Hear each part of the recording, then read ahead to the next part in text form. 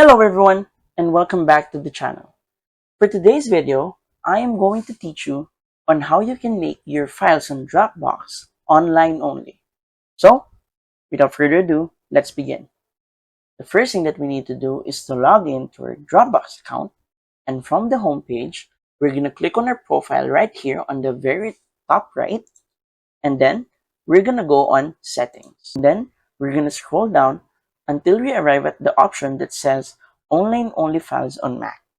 This displays online only file sizes in Mac Finder as 0 bytes. And what would this do is it would help you to store your files in cloud instead of in your PC.